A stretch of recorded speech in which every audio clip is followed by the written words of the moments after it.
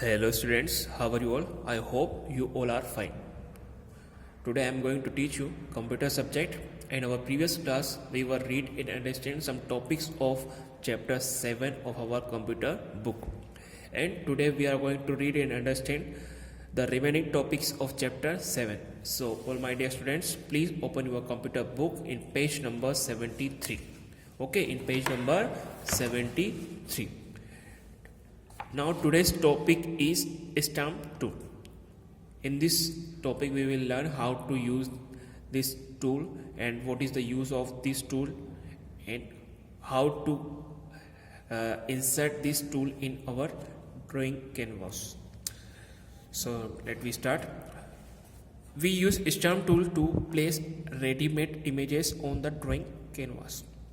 जो stamp tool होता है इसका यूज़ से हम ड्राइंग कैनवास पर जो बने बनाए इमेज होते हैं इस टेक्स्ट पेंट प्रोग्राम में आपके लिए उसको हम हमारे ड्राइंग कैनवास पर ला सकते हैं. This images are called stickers. और जो ये इमेजेस होते हैं इसको हम क्या कहते हैं? इसको हम स्टिकर्स कहते हैं. यानी कि जो स्टैम्प टूल होता है उसका यूज़ हम हमारे ड्राइंग कैनवास पर जो बने बनाए रेडीमेड इमेजेस होते हैं उसको हम ला सकते हैं. और जो ये इमेजेस होते हैं इसको हम स्टिकर्स कहते हैं. अब हम यहाँ पर सीखेंगे कि जो स्टिकर्स होते हैं जो इस स्टैम्प होते हैं इसको हम ड्राइंग कैनवास पर कैसे लाते हैं. तो इसकी स्टेप्स आपको यहाँ पर अच्छे से दे रखी है. इसको आप अच्छे से सुनेंगे समझेंगे ताकि आप इसको अच्छे से कर पाए. Follow the steps. Next page open करेंगे तो स्टैम्प टूल को यूज़ करने के लिए हमको कौन कौन सी स्टेप्स फॉलो करनी होती है वो पेज नंबर 74 पर आपको दे रखी है. Step first, click on stamp tool. सबसे पहले आपको क्या करना होता है? जो आपका स्टैम्प टूल होता है उस पर आपको क्लिक करना होता है. सबसे तो आप देखेंगे आपका स्टैम्प टूल यहाँ पर आप देख सकते हैं ये टूल जो है आपको यहाँ पर ये स्टैम्प लिखा होता है. तो सबसे फर्स्ट में हम यहाँ पर क्लिक करेंगे. Second step, select the stickers from selector. उसके बाद जब हम यहाँ पर स्टैम्प पर क्लिक करते हैं तो आपकी स्क्रीन के राइट साइड में आपको यहाँ पर स्टैम्प लिखे हुए आते हैं और इसमें बहुत सारे अलग अलग आपको स्टैम्प्स बने बनाए मिलते हैं. आपको जिस भी स्टाइल का स्टैम्प लेना है आप वन टाइम उस पर क्लिक करके उसको सेलेक्ट कर सकते हैं. Now step third, hold the mouse and place the sticker where you want to place it. उसके बाद आपको क्या करना है? जहाँ पर भी स्टिकर को जिस स्टैम्प को आपने सेलेक्ट किया है उसको जहाँ पर भी आपको लाना है आपके ड्राइंग कैनवास पर वहाँ पर आपको माउस का लेफ्ट क्लिक दबा के रखना है ताकि वो वहाँ पर आपका स्टैम्प बन जाए. वो इमेज वहाँ पर आपकी आ जाए. यानी कि वो जो स्टिकर आपने चूज़ किया है स्टैम्प जो आपने सेलेक्ट किया है वो आपके कैनवास पर ड्रॉ हो जाए, बन जाए. ठीक है. उसके बाद नेक्स्ट टॉपिक है आपका saving picture. This means when you complete your drawing how to save it we will learn by it. Okay, जब हम हमारी ड्राइंग कंप्लीट कर लेते हैं उसमें ड्राइंग बनाने के बाद कलर कर लेते हैं उसके बाद जब हम उसको सेव करना होता है तो उसको हम सेव कैसे करेंगे वो हम यहाँ पर सीखने वाले हैं. तो लिखा है save tool is used to save our drawing and used afterwards when required. यानी कि जो सेविंग पिक्चर वाला जो ऑप्शन होता है इसकी मदद से हमने जो भी ड्राइंग बनाई है उसको हम सेव कर सकते हैं और जब भी हमको ज़रूरत लगती है तब उसको हम वापस से देख सकते हैं. तो सेव करने के लिए क्या स्टेप्स होती है हमारे लिए यहाँ पर दे रखी है. Step first, click on save tool. सबसे फर्स्ट में हमको जो सेव टूल होता है उस पर आपको क्लिक करना होता है. ठीक है. तो ये आप देख सकते हैं सेव के लिए आपको यहाँ पे ऑप्शन होता है उस पर जब आप क्लिक करते हैं तो आपकी उसके बाद एक मैसेज आता है. आपको क्या आता है? A message will be displayed in the help area, your image has been saved. ठीक है. और जैसे आप सेव वाले ऑप्शन पर क्लिक करते हैं आपको आपकी स्क्रीन पर जहाँ पे आपको हेल्प एरिया होता है आपके बॉटम साइड में यहाँ पर सबसे नीचे यहाँ पे आपको एक मैसेज आता है. क्या आता है?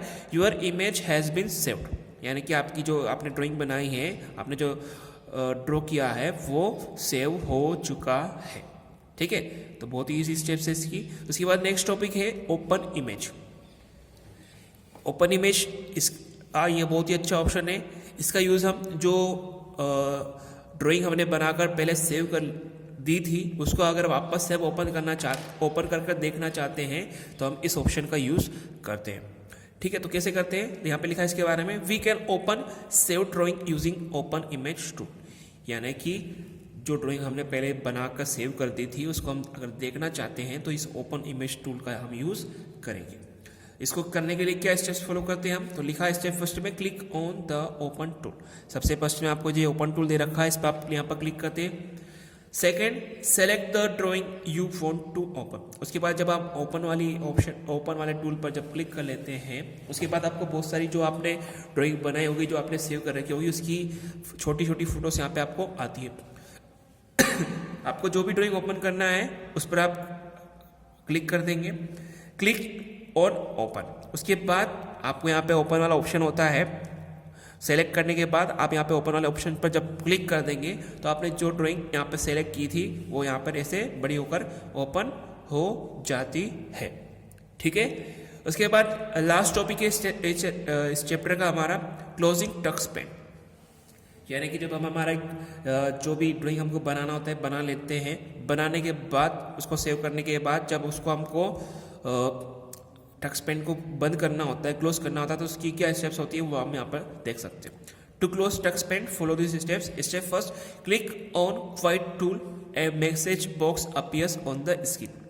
यानी कि सबसे फर्स्ट में आपको जो व्हाइट बॉक्स टूल होता है, इस पर आपको वन टाइम क्लिक करना होता है। जैसे आप इस पर क्लिक करते हैं, आपकी स्क्रीन पर एक छोटा सा मैसेज बॉक्स आता है, जैसे कि आप पे आपको दिख भी रहा है, do you really want to quit, और yes I am done, no take me back.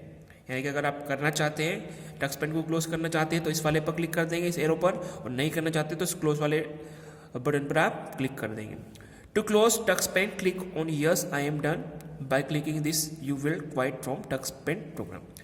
और जब हम क्वाइट वाले टूल पर क्लिक करते हैं तो ये विंडो आती है। उसके बाद अगर हमको क्लोज करना होता है तो हम यहाँ पर यस वाले पर बटन पर क्लिक कर देते हैं, और जब हम इस पर क्लिक कर देते हैं तो जो आपका टक्स पेन आपने ओपन कर रखा था वो क्लोज हो जाता है, यानी कि वो बंद हो जाता है। ये चैप्टर हमने पूरा कंप्लीट कर लिया है। इसके बाद हम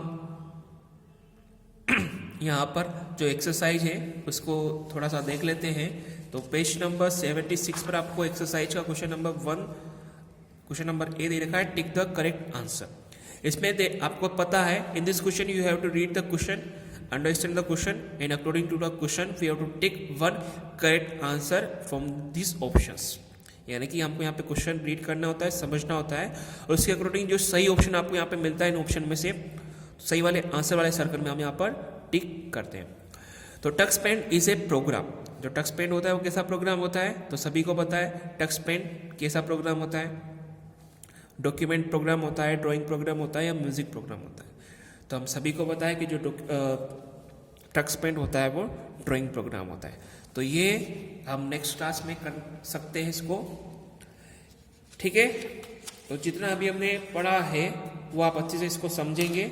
चैप्टर नंबर 7 को बहुत ही मज़ेदार टॉपिक है हमारा टक्स पेन। इसको जब आप कंप्यूटर पर चलाते हो, कंप्यूटर पर या लैपटॉप पे जो भी अवेलेबल है आपके पास, जब इस पर चलाओगे आपको बहुत ही मज़ा आता है इसको चलाने में, क्योंकि इसको जब हम यूज़ करते हैं तो जो भी टूल हम यूज़ करते हैं इसमें अलग अलग बहुत ही प्यारी प्यारी आवाज़ आपको सुनाई देती है। ओके।